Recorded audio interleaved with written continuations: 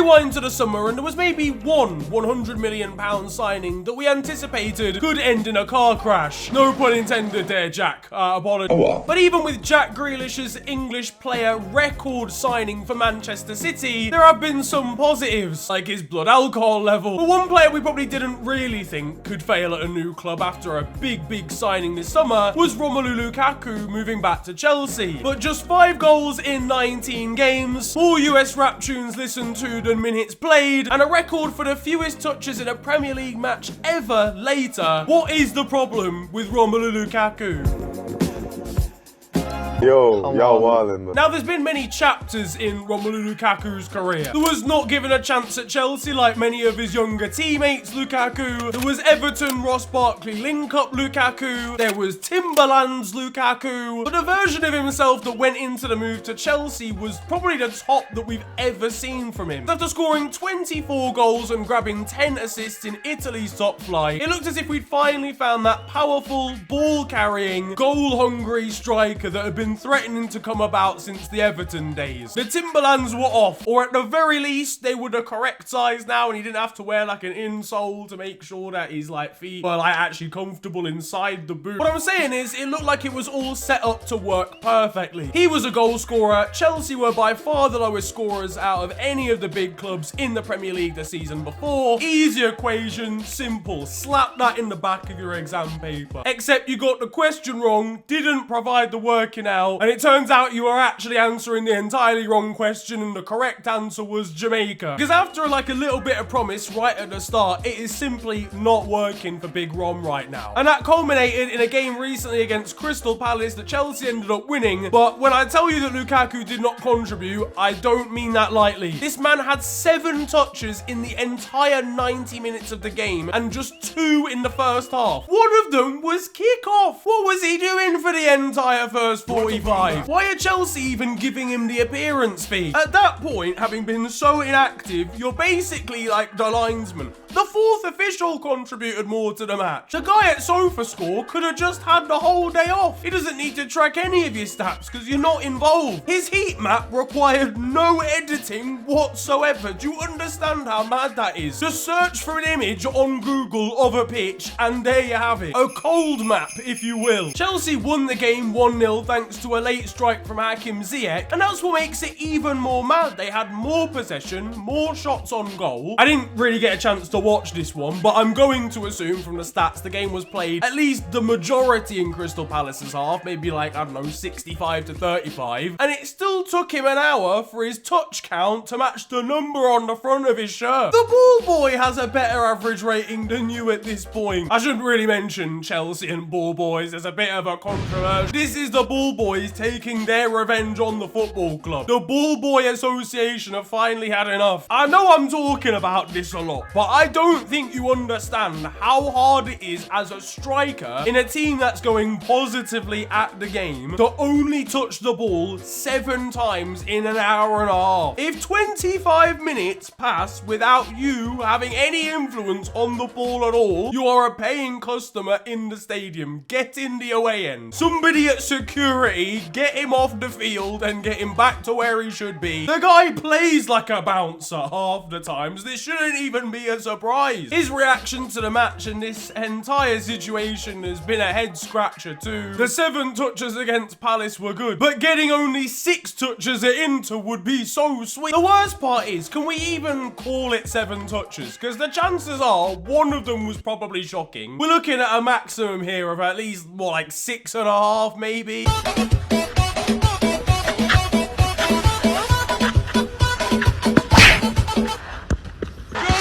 This is what the ball actually sees as he's going for his 8th touch of the match. It might not be the worst signing in the world, although it was 115 mil, that's pretty bad. And obviously there's still time for Rom to change it around, but given the public perception of him after the whole interview situation, it's been announced that he's likely to have been dropped for the game against Lille in the Champions League in midweek. It's spiraling out of control and things do change very quickly at Chelsea as a club. It's not a place, it's not an environment where you're likely to get a second chance too readily. Now, let's be real, it would be very easy for Rom to just go back to Italy, theoretically, but Inter got rid of him because they were lacking in funds. They can't just go and poach him back. And do they really want to spend £100 million again for a man who's just got the socials of a basketball player? Dope skills on the football field. Will you keep quiet? And look, Romelu Lukaku has given interviews before when being questioned about his professionalism during his time at Manchester United, and he does come across to me personally, I don't know, Chelsea fans might disagree, but as a player who is willing to give his all in any situation and isn't just gonna, you know, sit back and just waste his time anywhere. And I'm sure he's gonna be annoyed sat on the bench when he's getting dropped, but he has to improve on what he's shown so far. This isn't some playground league anymore, bro. You can't just nuzzle Zlatan Ibrahimovic and then try and be somewhat intimidating. Yeah, alright, mate, I'd like to see you try. Because even though he was not only pocketed, but forgotten about in said pocket, zipped up into it and put into the washing machine on a rinse cycle before being removed and placed into a tumble dryer on the gentle setting by Crystal Palace's defense, match the day analysis seemed to point at somewhat of a lack of service. They're all fucking shite like. They pointed to a multitude of scenarios where Kai Havertz especially could have played in Lukaku, who was making a decent run in behind Palace's defense, or could have played a ball short into his feet, but for whatever reason decided not to. Now that might be bad luck, that may just be them not trusting him, I have no idea, and it is a point that I at least want to explore, you know. Let's play devil's advocate for a second here, because even in this training clip here, Kai Havertz could quite easily have played Rom in if he just looks up and plays the ball in behind. Chelsea were also the lowest scoring team, as I mentioned earlier, out of I think anyone in the top 6 last year, and a lot of that was due to a lack of service. And I know Timo Werner, he didn't really help the situation. Couple that with Reece James and Ben Chilwell both being out, and you've got two of the most influential players within their creative and attacking system both gone. You know, maybe Lukaku is gonna find it a little bit more difficult right now. If we look at his stats alongside other European top 5 strikers, then yes, you'll see that he scored significantly less goals. He's scoring less goals per 90 at 0.38, which is only in the 61st percentile, whereas last year he was getting 0.75, which was the top like 93%. He's also getting significantly less assists as well, which would indicate that he's just not that involved in the final third of the pitch. And I am by no means the greatest statistician, alright? You need to check out James Alcott for that. But I can at least read some numbers, alright? And there's like 2 or 3 that I really want to bring your attention to that might determine why he's not being as influential. I mean, the first one is just straight touches. If we compare last season at Inter, where he was in the 42nd percentile, which is still pretty low, to be honest with you, in terms of strikers overall, but you then look at the more detailed ones, like touches in the attacking third and touches in the attacking penalty area, and suddenly he's actually very high on that list, which means he's